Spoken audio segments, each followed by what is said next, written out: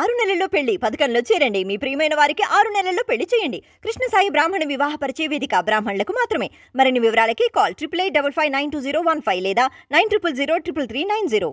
Welcome back to our channel. నేను మీ journalist Kavya.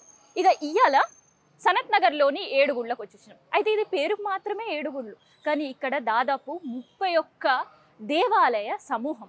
So ఇక్కడ వచ్చిన వాళ్ళు తీర్థయాత్రకు వచ్చినట్టు భావన ఉంటుంది. ఎందుకంటే అంతమంది దేవతామూర్తుల దర్శనం ఒకేసారి జరగడం. ఇక సంవత్సరం పొడుగునా కూడా ఏదో ఒక ఉత్సవంతో ప్రతి నిత్యం భక్తులతో కలకల్లాడుతుంది సనత్ నగర్ దేవాలయం. ఇంతకీ మరి ఈ దేవాలయ చరిత్ర ఏంది, ఏ దేవతామూర్తులు ఇక్కడ కొలువుదీరున్నారు, ఎలాంటి ప్రత్యేక పూజలు ఇక్కడ జరుగుతాయి, భక్తుల నమ్మకాలేంటి, ఇట్లాంటి విషయాలన్నీ కూడా తెలుసుకుందాం.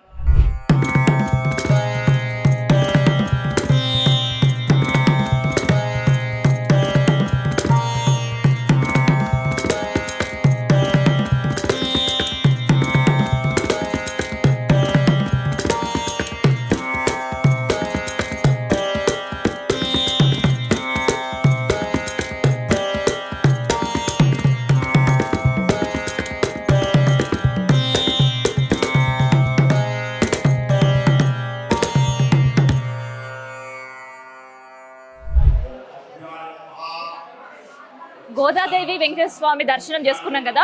సీతారామచంద్ర స్వామి కళ్యాణం కూడా మస్తు ఘనంగా జరుగుతుంది. సో ఇక్కడే కళ్యాణ వేదిక కూడా ఏర్పాటు చేస్తుంటారు. సో స్వామివారిని కూడా మనం దర్శనం చేసుకుందాం.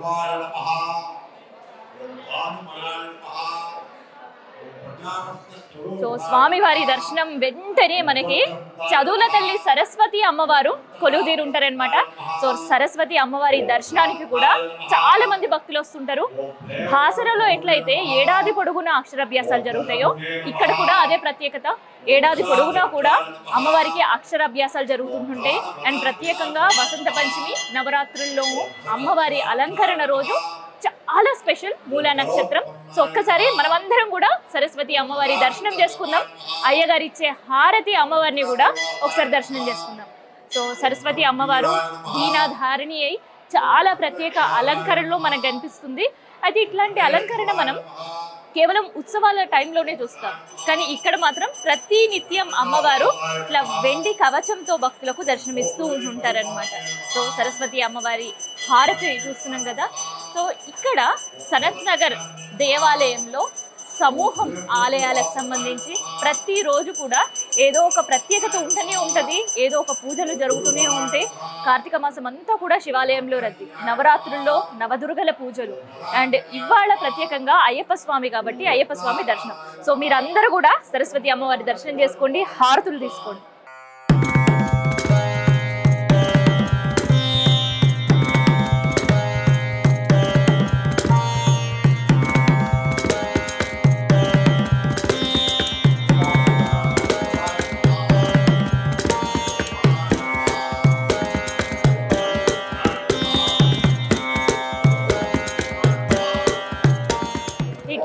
ప్రతి నిత్యం పచ్చ తోరణంతో భక్తులతో కలకలాడుతూ ఉంటుంటుంది సనత్ నగర్ దేవాలయం. ఇక అయ్యప్పల మాలల సమయం ఇది కాబట్టి అయ్యప్ప స్వామి మాలలతో వచ్చిన వాళ్ళు ఇక్కడ నుంచి ఇరుముడితో శబరిమల వెళ్ళే భక్తులతో అయితే అయ్యప్ప ఆలయం కిటకిటలాడుతుంది. అయ్యప్ప ఆలయం, సుబ్రహ్మణ్య స్వామి ఆలయం, షిరిడి సాయినాథుడి ఆలయం, సంతోషిమాత ఆలయం, ఇక తెలంగాణలో ప్రతి గ్రామంలో గ్రామ దేవతల దర్శనాలు జరుగుతుంటే, గ్రామ దేవతల ఆలయాలు ఉంటుంటే, అట్లనే ఇక్కడ కూడా సనత్ నగర్లో కూడా తొలుత ప్రారంభమైన పోచమ్మ తల్లి దేవాలయం 20 సంవత్సరాల చరిత్ర కలిగిన ఆలయం అనమాట. సో అక్కడ కూడా ప్రతి నిత్యం పూజలు జరుగుతున్నాయి.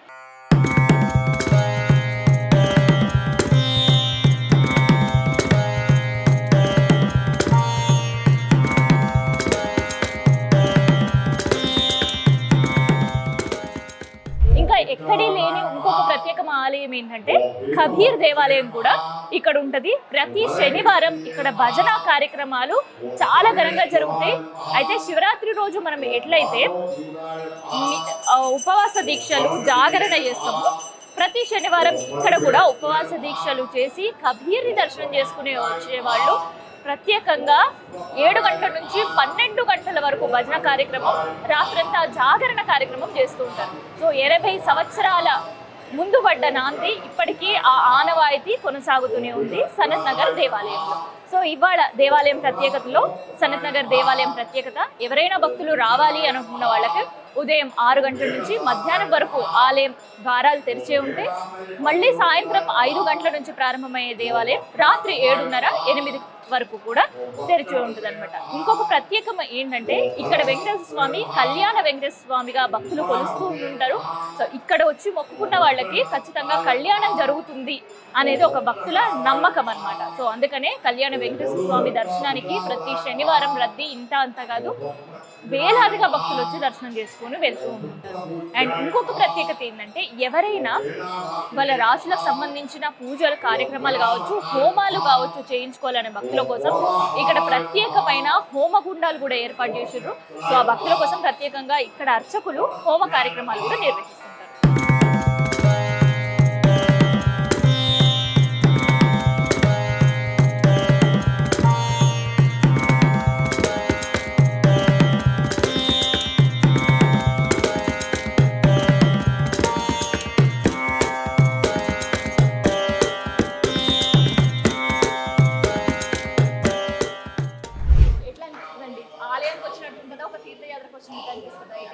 అయితే యాక్చువల్గా అయితే తీర్థయాత్రకు వచ్చినట్టే అనిపిస్తుంది. ఎందుకంటే ఇక్కడ శివాలయము, వెంకటేశ్వర స్వామి ఆలయము, సుబ్రహ్మణ్యేశ్వర స్వామి ఆలయం అంటే ఇంకా ఏ దేవుడినైనా ఇక్కడ మనం దర్శించుకోవచ్చు. కార్తీక మాసంలో అయితే మాకు ఇంకా ఎంత మనసు ప్రశాంతంగా ఉంటే, అంతేకాకుండా ఉసిరి చెట్టు, మారేడు, బిల్వపత్రం ఇవన్నీ కూడా ఉండేటప్పటికీ కంప్లీట్ పూజ చేసుకున్న ఫీలింగ్ కూడా వస్తుంది మాకు.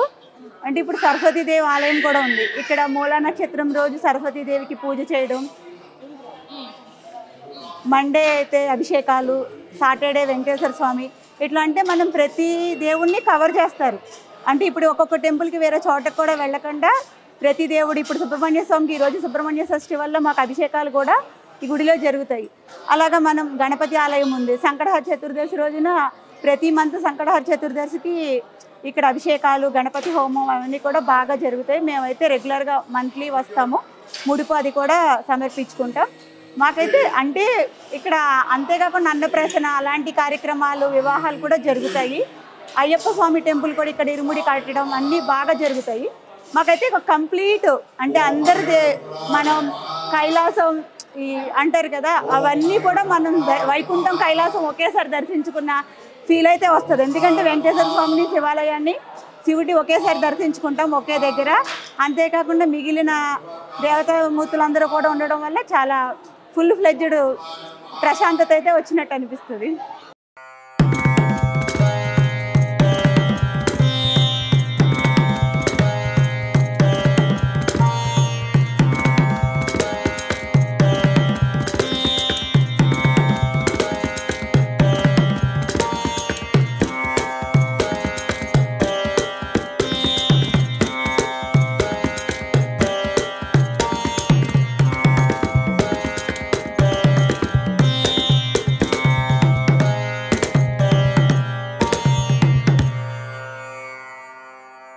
సనత్ నగర్ లో దేవాలయాలను దర్శనం చేసేసుకున్నాం కదా, మరి దేవాలయ చరిత్ర తెలుసుకునే ప్రయత్నం చేద్దాం. మరి సంవత్సరం పొడుగునా ఇక్కడ జరిగే ఉత్సవాల గురించి తెలుసుకునే ప్రయత్నం చేద్దాం.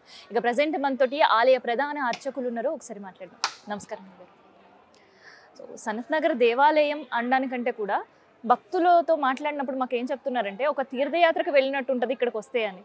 ఎందుకలా అంటే ఈ సనత్ నగర్ దేవాలయం విశేషం చెప్పాలంటే కనుక, ఇది జంట నగరాలలో ఒక 6 ఎకరాల 10 గుంటల స్థలంలో నిర్మాణమైన దేవాలయం. ఇది మొత్తం కూడా 6 ఎకరాల 10 గుంటలు అంటే ఒక ఇంచుమించు ఒక యాత్రా క్షేత్రం లాగానే ఉంటుంది స్థలం అంతా కూడా. అయితే ఈ దేవాలయం అనేది ఇప్పటిది కాదు, ఒక సుమారు ఇంచుమించు చెప్పాలంటే ఒక 75-80 సంవత్సరాల చరిత్ర కలిగిన దేవాలయం. ఇది చాలా పురాతనమైన దేవాలయం. ఎందుకంటే ఈ సనత్ నగర్ అనేది ఇక్కడ చుట్టుపక్కల చూసినట్లయితే కనుక వోల్టాస్ కంపెనీ కానీ, ఆల్విన్ కంపెనీ కానీ, ఆస్బెస్టాస్ కంపెనీ కానీ, ఇవన్నీ కూడా స్వాతంత్రం రాక మునుపు నుంచే ఇవన్నీ కూడా కంపెనీలు ఇక్కడ ఉన్నాయి. అయితే ఆ కంపెనీలో పనిచేసేటువంటి కార్మికులందరికీ సంబంధించినటువంటి ఒక గ్రామంగా ఇది అప్పుడు స్టార్ట్ అయింది సనత్ నగర్ అనేది. అంటే ఆల్విన్, వోల్టాస్ దాంట్లో పనిచేసే వాళ్ళందరూ కూడా ఇక్కడ వారికి క్వార్టర్స్ ఏర్పాటు చేశారు వారు ఉండడానికి. కాబట్టి ఇది ఆల్విన్ కంపెనీ అనే సందర్భంగా స్టార్ట్ అయినటువంటి ఒక స్థలం. కాబట్టి ఇక్కడ ఈ దేవాలయం కూడా ఆ ఒక ఆల్విన్ కంపెనీలో పనిచేసేటువంటి స్థానికులు ఏమైతే ఉంటారో ఎంప్లాయీస్ వాళ్ళందరూ కూడా ఏంటంటే మనకి ఇక్కడ ఈ స్థలంలో ఒక దేవాలయం ఉంటే బాగుంటుంది అనే ఒక మంచి సంకల్పంతో ముందు ఎక్కడైనా సరే మన గ్రామ దేవతను పూజిస్తూ ఉంటాం. మనకు చాలా తెలంగాణలో చాలా విశేషమైన గ్రామ దేవత. అందుకని ఇక్కడ పోచమ్మ అమ్మవారిని వాళ్ళు ప్రతిష్ఠ చేయడం జరిగింది. స్టార్టింగ్ లో తొలుత ఫస్ట్ పోచమ్మ అమ్మవారే ఉన్నారు ఇక్కడ. అయితే ఆ పోచమ్మ అమ్మవారు అనేది 75-80 సంవత్సరాల కిందము ఆల్విన్ వర్కర్స్ అందరూ కూడా అమ్మవారిని ఇక్కడ ప్రతిష్ఠ చేయడం జరిగింది. చేసి వాళ్ళు ఆదివారం కావచ్చు, మంగళవారం కావచ్చు, వాళ్ళకి అవకాశం ఉన్నప్పుడు వాళ్ళు వచ్చి అక్కడ చక్కగా అమ్మవారిని దర్శించుకొని పూజలు చేయడం అట్లా అది స్టార్ట్ అయింది. తర్వాత మెల్లిగా కబీర్ అంటే కొంతమంది ఇక్కడ కబీర్ భక్తులు కొంతమంది ఉన్నారు ఇక్కడ. అవును, ఎక్కడ లేని దేవాలయం కబీర్ దేవాలయం ఇక్కడే ఉంది అని కూడా చెప్తుంటారు. ఆ కబీర్ దేవాలయం అంటే కబీర్ భక్తులు కొంతమంది ఇక్కడ ఉండడం వల్ల, ఆల్రెడీ కంపెనీలో పనిచేయడం వల్ల వాళ్ళు కూడా ఏంటంటే ఒక కబీర్ని చిన్నగా కబీర్ దేవాలయం అనేది ఒక షెడ్ లాగా వేసుకొని వాళ్ళు ప్రతి శనివారం ఇప్పటికి కూడా గత 80 సంవత్సరాల నుంచి అది కంటిన్యూగా నడుస్తుంది మన దేవాలయంలో. ప్రతి శనివారం రాత్రి 9 గంటల నుండి 12-1 గంట వరకు కూడా భజన చేసేవాళ్ళు ఇదివరకు రాత్రులు. ఇప్పుడు ఆ యొక్క ఆనవాయితీ ఈ రోజు వరకు కూడా ఈ శనివారానికి కూడా నడుస్తుందంటే 80 సంవత్సరాల నుంచి వాళ్ళు దాన్ని ఎంత నిష్టగా ఆ కార్యక్రమాలు చేస్తున్నారో మీరు అర్థం చేసుకోవచ్చు. గత 80 సంవత్సరాల నుంచి కూడా ఆ కబీర్ దేవాలయంలో చేసేటువంటి భజన ఈ రోజు కూడా కొనసాగుతుంది. అయితే ఆ కబీర్ దేవాలయానికి వచ్చేటువంటి భక్తులు కావచ్చు, గ్రామ దేవతకు వచ్చేటువంటి భక్తులు కావచ్చు, కొంత భక్తులు అనేవాళ్ళు కొంత ఆల్విన్ కంపెనీ నుంచి వర్కర్స్ రావడం వల్ల ప్రస్తుతం అక్కడ ఏమైందంటే ఇక్కడ గౌడ్స్ చాలా మంది ఉంటారు మన సనత్ నగర్లో. వాళ్ళందరూ కూడా ఏం చేశారంటే ఒక గౌడ్స్ ఒక ఆయన అతనికి అందరూ కూడా అబ్బాయిలే పుట్టడం, అమ్మాయి లేకపోవడం వల్ల నాకు అమ్మాయి కనుక పుడితే నేను ఆంజనేయ స్వామి విగ్రహ ప్రతిష్ఠ చేస్తాను అని చెప్పేసి దండం పెట్టుకున్నాడు ఇక్కడికి వచ్చి అమ్మవారి దగ్గర. పెట్టుకోవడం వల్ల ఆయన పెట్టుకున్నటువంటి ఆ యొక్క మొక్కుకి ఆయనకు 8వ సంతానంగా ఆడపిల్ల పుట్టింది. ఆ అమ్మాయికి పేరు కూడా అంజని అనే పెట్టారు. పేరు పెట్టడం కూడా ఆంజనేయ స్వామి పేరు పెట్టుకొని అంజని అనే పెట్టారు ఆ పేరు అమ్మాయికి. పెట్టి ఆ అమ్మాయి పేరు మీద ఆంజనేయ స్వామి వారి దేవాలయాన్ని ఇక్కడ విగ్రహాన్ని తీసుకొచ్చి వాళ్ళు పెట్టి చిన్నగా షెడ్తో ప్రారంభం చేశారు. చెప్పింది ఆంజనేయ స్వామి వచ్చారంటే క్షేత్రపాలకుడు, కానీ వచ్చారంటే ఆటోమేటిక్గా అన్ని దేవతలు వస్తూ ఉంటాయి. ఆయనతో పాటుగా శివాలయం రావడం జరిగింది. ఇవన్నీ రావడం వల్ల భక్తుల తాకి కొంత పెరగడం వల్ల ఈ లోకల్ వాళ్ళందరూ ఏంటంటే ఈ స్థలం అంతా కూడా టెంపుల్ కబ్జా అయిపోతుందేమో కొంతమంది వేరే కబ్జా చేద్దామని చూసిన సందర్భంలో ఇక లోకల్ వాళ్ళందరూ కూడా ఫస్ట్ ఇక్కడ లోకల్ ఎమ్మెల్యే నాగకృష్ణారావు గారిని ఈ టెంపుల్కి చైర్మన్గా చేయడం జరిగింది. ఆ చైర్మన్ చేసిన తర్వాత ఆయనకు ఎమ్మెల్యే గారు కాబట్టి కొద్దిగా బిజీ ఉండడం వల్ల ఆయన కొంత ఇక్కడ టైం ఇవ్వలేకపోవడం వల్ల ఆయన తర్వాత ఉన్నటువంటి స్థలంలో వైస్ చైర్మన్ గా ఉన్నటువంటి ఆ స్థలంలో శంకర్ యాదవ్ గారు, కంజల్ల శంకర్ యాదవ్ గారు అని గోకుల్ టాకీస్ ఓనర్, ఆయనను చైర్మన్ గా తీసుకోవడం జరిగింది ఇక్కడ. ఎందుకంటే ఒక ఈ స్థలం కాపాడాలంటే ఒక పెద్ద మనిషి ఉంటే బాగుంటుంది అనేసి లోకల్ వాళ్ళందరూ కూడా అంతే కదా, కబ్జా కోల నుంచే స్థలం కాపాడాలంటే ఒక గట్టి మనిషి ఉండాలనే ఉద్దేశంతో కంజల శంకర్ యాదవ్ గారిని ఇక్కడ దేవాలయ చైర్మన్ గా ఇంకా లోకల్ వాస్తవులు అందరూ కలిసి ఎన్నుకోవడం జరిగింది. ఆయన కూడా ఏం చేశారంటే ఒక 40 మందితో ఒక టీం తయారు చేసుకున్నారు. 40 మెంబర్స్ అప్పట్లోనే ఒక 40 మెంబర్స్ ఒక టీం తయారు చేసుకొని ఈ దేవాలయాన్ని అంచెలంచెలుగా లోకల్ వాళ్ళ డొనేషన్స్ తోని ఈ దేవాలయంలో వచ్చేటువంటి ఫండ్స్ తోని ఇవన్నీ కూడా చేసుకుంటూ దేవాలయాన్ని ఒక్కొక్కటిగా ఆయన స్టార్ట్ చేయడం మొదలు పెట్టాడు. ఆ విధంగా ఈ యొక్క హనుమాన్ దేవాలయం అనేది 7 దేవాలయాలుగా దాన్ని ఆయన తీసుకొచ్చాడు. ఒకటి ఆంజనేయ స్వామి దేవాలయము, ఒకటి గ్రామ దేవత, ఒకటి శివాలయము, ఒకటి వెంకటేశ్వర స్వామి, ఒకటి గణపతి, ఈ విధంగా మొత్తం ఒక 7 దేవాలయాలు తీసుకురావడం జరిగింది. ఆ తీసుకొచ్చిన సందర్భంలో ఆయన మధ్యలో అంటే ఈ దేవాలయం నిర్మాణం చేస్తున్నప్పుడే ఇక్కడ చర్చ్ స్కూల్ ఉంటుంది మన దేవాలయం పక్కకి. ఆ చర్చ్ స్కూల్లో ఒక అడ్మిషన్ గురించి పోయి అతను మా శంకర్ యాదవ్ గారు పోయి వాళ్ళని అడగడం జరిగింది. ఆ సందర్భంలో అడిగితే వాళ్ళు చర్చ్ స్కూల్ అనే వాళ్ళు కొంత అక్కడ కులం అనేది ఒక విషయం వచ్చేసి మతం అనేది వచ్చి వాళ్ళు కొంత ఈయనకు ఇంపార్టెంట్ ఇవ్వకుండా మీకు లేవండి మీ వాళ్ళకు ఇచ్చేది తక్కువ ఇయ్యము అని చెప్పేసి వాళ్ళు చెప్పడం వల్ల అది నాకు కొంత ఇబ్బంది అవమానం అనిపించి ఈయన సొంతంగా అసలు వీళ్ళని అడిగేది మనమే సొంత విద్యా సంస్థ ప్రారంభం చేయాలనే ఒక ఆలోచనతోనే 1988వ సంవత్సరంలోనే హిందూ పబ్లిక్ స్కూల్ అని చెప్పేసి ఒక విద్యా సంస్థను ఈ దేవాలయ ప్రాంగణంలోనే ఆయన ప్రారంభం చేశారు. చేసి దాన్ని కూడా ఒక గోడలు కట్టి రేకులు వేసి ఆస్బెస్టస్ వాళ్ళ నుంచి రేకులు తెప్పించుకొని వాళ్ళని డొనేషన్స్ అడిగి ఓ విద్యా సంస్థను ప్రారంభం చేశారు. అది ఈ రోజున హిందూ పబ్లిక్ స్కూల్ కాస్త Hindu PG inter degree college అవన్నీ కూడా అంటే కేజీ టు పీజీ వరకు వివేకానంద సేవా సమితి వారి ఆధ్వర్యంలో ఆ యొక్క విద్యా సంస్థలు అనేది ఈ రోజు కూడా నడుస్తున్నాయి మన దేవాలయంలో. కాబట్టి అక్కడి నుంచి కూడా ఎందుకంటే ఇక భక్తులందరూ కూడా ఇటు పిల్లలు ఇటు భక్తులు రావడం వల్ల ఈ దేవాలయానికి తాకిడి అనేది పెరగడం వల్ల ఈ 7 దేవాలయాలు కాస్త 14 దేవాలయాలుగా అభివృద్ధి చెంది ఇప్పుడు జంట నగరాలలోనే మన ఎక్కడ లేనిటువంటి అన్ని రకాల ఫెసిలిటీస్ అంటే ఒక పార్కింగ్ కావచ్చు, ఓ పూజా విషయాలు కావచ్చు, ఇంకా అంటే సంవత్సరం కూడా 12 నెలల్లో 12 నెలలు కూడా ఒక నెల కూడా గ్యాప్ లేకుండా ప్రతి నెలలో ఏదో ఒక ఉత్సవం మన దేవాలయంలో జరుగుతూ ఉంటుంది. అంటే ఇక్కడికి వచ్చినటువంటి భక్తులు ఎవరైనా సరే ఒక దేవాలయానికి పోతే ఒక 100 గజాలు లేదా 500 గజాలు 1000 గజాలు దేవాలయంలోనే అన్ని కట్టుకుంటారు అన్ని. కానీ ఇక్కడ ఏంటంటే 6 ఎకరాలు 10 గుంటల స్థలం అనేది స్థలం పెద్దగా ఉండడం వల్ల ఆ దేవాలయాన్ని కూడా ఎక్కడ దేవాలయం అంటే ఒక దేవాలయం అంటే ఒకటే దేవాలయం, దాని కింద ఉపలయాలు లేకుండా వెంకటేశ్వర అంటే వెంకటేశ్వర దేవాలయం అని, సరస్వతి అంటే సరస్వతి అమ్మవారని, అయ్యప్పకు అంటే దేనికి దానికి సపరేట్గా ఒక దేవాలయం నిర్మించి ఈ రోజునే దేవాలయం 7 దేవాలయాలు కాస్త 14 దేవాలయ సముదాయంగా ఈ రోజుకు నడుస్తుంది మన సనత్నగర్. అయితే కనిపించే మాత్రం 14 దేవాలయాలే, కానీ మళ్ళీ దేవాలయాల వెనకాల కూడా చిన్న చిన్న ఉపాలయాలు కూడా చిన్న చిన్న ఉపాలయాలు చూసుకుంటే 14 కాదు 28 నుంచి 30 వరకు కూడా పోతాయి. కాకపోతే మనకు పెద్ద దేవాలయాలు మనం చూసుకుంటే 14, దాని ఉపాలయాలు అవన్నీ కలుపుకుంటే 30 దాకా పోతాయి 30 దాకా. సో మరి భక్తుల కోసం అంటే సంవత్సరం పొడుగునా ఏదో ఒక విశేషం, ఏదో ఒక పండగ, ఏదో ఒక ప్రత్యేకత ఉంటూనే ఉంటుంది. సో భక్తుల సౌకర్యార్థం పార్కింగ్ అయితే చెప్పారు, మరి వాళ్ళకి సంబంధించిన భోజన కావచ్చు, ప్రసాదం వసతి కావచ్చు, ఎట్లా ఉంటుంది ఇక్కడ? మీరు అడిగినటువంటి ప్రతి ఒక్క ప్రశ్న కూడా అయ్యప్ప స్వాములు మాలలేస్తారు. మాలేసినటువంటి వాళ్ళు ఆ 2 నెలలకు 2 నెలల 15 రోజులు కూడా మన దేవాలయంలో అయ్యప్ప స్వాములు అందరికి ఎంతమంది వస్తే అంతమంది నిత్యాన్నదానం ఉంటుంది. తర్వాత రోజు వచ్చేటువంటి రెగ్యులర్ పబ్లిక్ కూడా ప్రతిరోజు స్వామివారికి అమ్మవారికి పెట్టిన నైవేద్యం ఏదైతే ఉంటుందో ఆ నైవేద్యాన్ని వాళ్ళు వితరణ చేసేటువంటి అవకాశం మన దేవాలయంలో ఉంది. తర్వాత వచ్చిన భక్తులు చక్కగా ఈ యాత్రాస్థానంలోగా పులిహోర వడ అట్లాంటివి కూడా ఇక్కడ మనము తయారు చేసి భక్తులకు అమ్మడం కూడా జరుగుతుంది. అంటే వాళ్ళకి వచ్చిన వాళ్ళకి ఇబ్బంది లేకుండా, వచ్చిన వాళ్ళకు మంచినీటి వసతి కావచ్చు, వాళ్ళు వచ్చిన వాళ్ళకు వాష్రూమ్స్ కావచ్చు, ఇవన్నీ కూడా మన దేవాలయంలో దేవాదాయ శాఖ వచ్చిన తర్వాత గత 11 సంవత్సరాల నుంచి భక్తులకు ఎటువంటి అసౌకర్యం లేకుండా కావాల్సినటువంటి అన్ని అవకాశాలను ఒక్కొక్కటి మెరుగుపరుస్తూ రావడం జరుగుతుంది ఇక్కడ. అయితే ఇంకొకటి భక్తులకు సంబంధించిన ఏర్పాట్ల గురించి చెప్పారు. కొంతమంది కొన్ని విశేష పూజలు దగ్గరుండి జరిపించుకోవాలి అనుకుంటుంటారు. అంటే వారి రాశుల నిత్య కావచ్చు, వాళ్ళ పరిస్థితుల నిత్య కావచ్చు, హోమాలు చేయించుకోవాలనుకుంటారు. సో అట్లాంటి వాళ్ళ కోసం ఎట్లాంటి ఫెసిలిటీస్ ఉన్నాయి ఇక్కడ? ఈ యొక్క 365 రోజులలో ఇంతకుముందు చెప్పుకున్నాం, గణపతికి గణపతి నవరాత్రులని, దుర్గామాతకు దసరా నవరాత్రులని, అదేవిధంగా సాయిబాబాకు గురు పుణ్యమని, దత్తాత్రేయ స్వామి వారికి అనగాష్టమి దత్త జయంతి అని, ఆంజనేయ స్వామికి మండల పూజలు హనుమాన్ జయంతి అని చెప్పి, శ్రీరామునికి వచ్చేసి శ్రీరామనవమి అని కళ్యాణం, భద్రాచలం లాగా పెద్ద 10,000 ఒక 10,000 మంది పబ్లిక్ తోనే మేము చేస్తాం. శ్రీరామ 10,000 మంది పబ్లిక్ తో చేస్తాము. దసరా రావణ దహనం అయితే కనుక సిటీలో ఎక్కడో లేని విధంగా 50 ఫీట్ల రావణం తయారు చేసి రావణ దహనం చేస్తాం.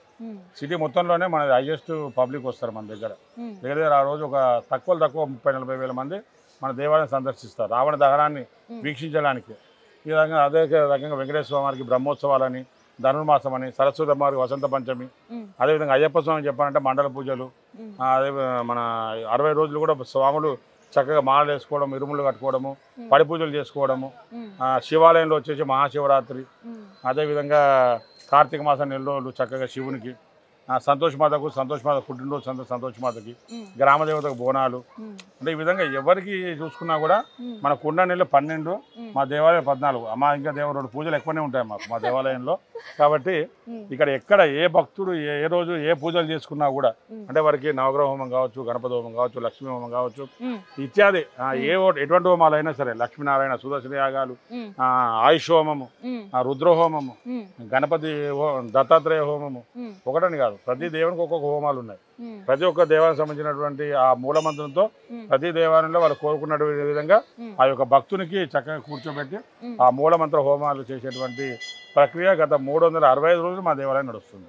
అయితే ఇంకొక విశేషం మేము విన్నాం, ఇక్కడ స్వామి వారికి అంటే ప్రత్యేకంగా శివుడికి సంబంధించిన పువ్వులు కావచ్చు, లేదంటే పత్రి కావచ్చు, లేదంటే విశేషంగా దసరా నవరాత్రుల్లో కావచ్చు, శమి పూజకు సంబంధించి ఇట్లాంటి విశేష మొక్కలు కూడా ఉన్నాయండి. వాస్తవం ఇక్కడ చెప్పాలని అది చెప్పాను ఇంత మన స్థలం మనకు చాలా పెద్దగా ఉంది కాబట్టి ఇక్కడ ఏంటంటే మన దేవాలయంలో ఏవైతే విశేషంగా పంచపల్లవాలని చెప్పుకుంటాం, అంటే మర్రి, జువ్వి, రాగి, మామిడి ఇట్లా పంచబలవాలు అని చెప్పుకుంటారు.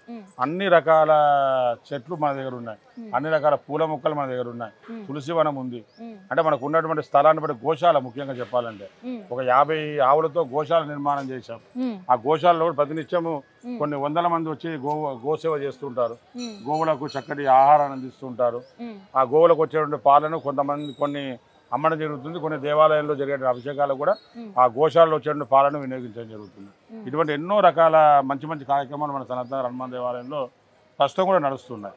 ఓకే, సో ఎవరైనా భక్తులు దేవాలయ సందర్శనానికి రావాలి అని అనుకుంటే సమయం ఏంటి? మన దేవాలయంలో సమయం అంటే కనుక ఉదయం 6 గంటల నుండి 12 గంటల వరకు ఉంటుంది ప్రతిరోజు కూడా. సాయంత్రం 5:30 గంటల నుండి 9 గంటల వరకు మన దేవాలయ సమయము. పండుగలప్పుడు ఈ సమయం అనేది ఇంకో గంట 2 గంటలు పెరుగుతుంది. అందుకే పబ్లిక్ ఎక్కువ వస్తుంటారు కాబట్టి ఆ సమయంలో 12 కాస్త 1 అవ్వచ్చు, 2 కూడా అవ్వచ్చు పండుగలను బట్టి. ఈ రోజు మనం చూసుకున్నట్లయితే కనుక సుబ్రహ్మణ్య షష్ఠి ఈ రోజు. మీరు అయ్యప్ప టెంపుల్లో చూసినట్టయితే సుబ్రహ్మణ్య స్వామికి భక్తులు ఎంతమంది ఉన్నారో మీకే అర్థమవుతుంది చూస్తే. అంటే ఇప్పుడు వచ్చే శనివారం దత్త జయంతి ఉంది, మళ్ళీ 16 నుంచి ధనుర్మాసం, వెంకటేశ్వర స్వామి ధనుర్మాసం. నెల్లూరు చక్కగా ముక్కోటి ఏకాదశి వరకు స్వామివారికి విశేష పూజ నెల్లూరు నడుస్తాయి. ధనుర్మాసం నెల్లూరు డిసెంబర్ 16 నుంచి జనవరి 14 గోదా కళ్యాణం వరకు కూడా చక్కగా 30 రోజులు 30 రకాల సేవలతో స్వామివారికి నిత్య కళ్యాణ పచ్చతోరణం లాగా నడుస్తుంది. దాని తర్వాత మళ్ళీ ఎంబడి వసంత పంచ అమ్మవారి సరస్వతి పూజ వస్తుంది. దాని తర్వాత ఎంబడి బ్రహ్మోత్సవాలు వస్తాయి. దాని తర్వాత ఎంబడి శ్రీరామ ఉగాది వస్తుంది. ఇట్లా సంవత్సరం పొడుగునా ప్రతిరోజు ఒక పండగలాగా కనిపిస్తుంది దర్శనానికి వచ్చే ప్రతి భక్తుడికి అన్నట్టే. అండ్ ఇంకొక విశేషం, ఇక్కడ చాలా పెద్ద హనుమాన్ విగ్రహం. సో ఈ హనుమాన్ విగ్రహం ప్రత్యేకత ఏంది? దాదాపు ఎన్ని అడుగులు? మన దేవాలయం గ్రామ దేవతతో ప్రారంభమైనా కూడా హనుమాన్ దేవాలయం అనేది మనకి ఇంకా ప్రాముఖ్యతతో ముందుకు సాగింది కాబట్టి ఆ హనుమాన్ దేవాలయానికి ఒక గుర్తుగా మన ఒక ఆంజనేయ స్వామి వారు మన దగ్గర ఉండాలి అనేటువంటి సత్సంకల్పంతో 54 ఫీట్ల హనుమంతుడిని ప్రత్యేకంగా ఈ దేవాలయానికి ఒక ప్రత్యేక ఆకర్షణగా, అంటే రాగానే ఫస్ట్ ఆంజనేయ స్వామి వారు అలా కనపడాలి, భక్తులందరికీ కూడా ఆ యొక్క తన్మయత్వం అనేది ఆంజనేయ స్వామి చూడగానే వాళ్ళందరికీ కూడా ఒక భక్తిభావం రావాలనే ఉద్దేశంతో దేవాలయంలోకి మనకు రాగానే ఒక 54 హనుమంతుడిని మనము ఇక్కడ తయారు చేయించి భక్తులకు దర్శనార్థం మనం పెట్టడం జరిగింది. ఓకే, సో విన్నారు కదా క్షేత్రం ప్రత్యేకత, ప్రాముఖ్యత అండ్ ఇక్కడ జరిగే ఉత్సవాలకు సంబంధించి. సో ఒక్కసారి భక్తులతో కూడా మనం మాట్లాడించే ప్రయత్నం చేద్దాం, వాళ్ళ అనుభవాలను కూడా తెలుసుకుందాం.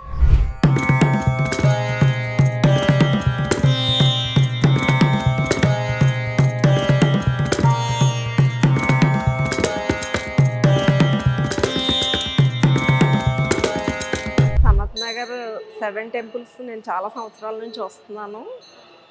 ఇక్కడికి వచ్చి దర్శనం చేసుకుంటే మనసు ప్రశాంతంగా ఉంటుంది, కోరిన కోరికలు నెరవేరుతాయి.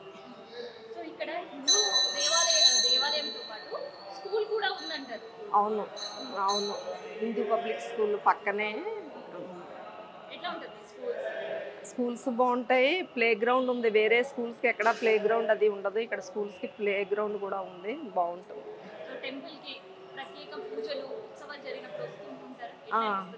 కార్తీక మాసం ప్రత్యేక పూజలు జరుగుతాయి శివాలయంలో. దసరా అప్పుడు దుర్గాదేవికి నవరాత్రులు, ధనుర్మాసంలో వెంకటేశ్వర స్వామికి, గణేష్ నవరాత్రులు అక్కడ చేస్తారు. మళ్ళీ 41 days ఆంజనేయ స్వామికి మండల పూజ చేస్తారు. అన్నీ బాగా జరుగుతాయి. శ్రీ గురుభ్యో నమః. సమస్త దేవతలు కొలువైన టెంపుల్ అండి ఇది. ఎప్పుడో పురాతన కాలం నుంచి ఉంది. మేము హైదరాబాద్ వచ్చినప్పటి నుంచి 97లో వచ్చాను నేను. అప్పటి నుంచి మేము దర్శనం చేసుకుంటానే ఉన్నాము. అసలు ఇక్కడ కార్తీక మాసం వచ్చింది అనుకోండి, అసలు వైకుంఠంలా ఉంటుంది. ఈ అయ్యప్ప మాలలు వేసిన వాళ్ళు అందరూ ఇక్కడ ఇరుముడి కట్టుకొని వెళ్తూ ఉంటారు. ఈరోజు కూడా మేము మా వాళ్ళు ఇరుముడి కట్టుకుని ఉంటే వచ్చామన్నమాట. అసలు చాలా చాలా హ్యాపీగా ఉంటుంది. ఇక్కడికి వస్తే సమస్త దేవతలు కూడా కొలువై ఉన్నట్టుంటుంది. ఇంటికి వెళ్ళబుద్ధి కాదు అసలు. సాయంత్రం వరకు ఇక్కడే ఉండాలనిపిస్తుంది. స్వాములకి అన్నదానం చేస్తారు. మామూలు సివిల్లో ఉన్న వాళ్ళకి కూడా అన్నదానం చేస్తారు. చాలా బాగుంటుంది, కడుపు నింపి పంపిస్తారు. కార్తీక మాసం అయితే మేము ఇక్కడే ఉంటాం. పొద్దున్న వచ్చామనుకోండి సాయంత్రం వరకే ఉంటాం. శివాలయం, బాబా టెంపుల్, మొత్తం అమ్మవారు, అన్ని టెంపుళ్ళు ఇక్కడ ఉన్నాయి.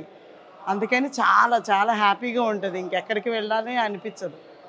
కనీసం కార్తీక మాసంలో కనీసం ఒక 4 సార్లైనా ఇక్కడ ప్రతి సోమవారం వచ్చి ఇక్కడ దీపాలు పెట్టుకొని ఉసిరి చెట్టు కింద తిని వెళ్తామన్నమాట మేము. నేను 97లో నా పిల్లలు చిన్నోళ్ళు, చిన్న పిల్లల్ని పట్టుకొని వచ్చాను. చాలా ప్రాబ్లమ్స్, అసలు ఏం ప్రాబ్లం వచ్చినా ఇలాగ పీక మీదకి అలా కత్తి వచ్చేటప్పటికి బాబా గారు తొలగించేస్తారన్నమాట. అంత విశేషం ఉంటుంది బాబా గారి టెంపుల్లో. అందుకని ఎక్కువ నేను బాబాని నమ్ముతూ ఉంటాను, అమ్మవారిని నమ్ముతాను. ఈ కార్తీక మాసం వస్తే ఈశ్వరుణ్ణి, ఈ ధనుర్మాసం వస్తే వెంకటేశ్వర స్వామిని, సమస్త దేవతలు చెప్తున్నాను, సమస్త దేవతలు కొలువై ఉన్నారు. ఏ రోజు కానీ ఏ కాలంలో కానీ వచ్చి అందరూ దర్శించుకోవచ్చు.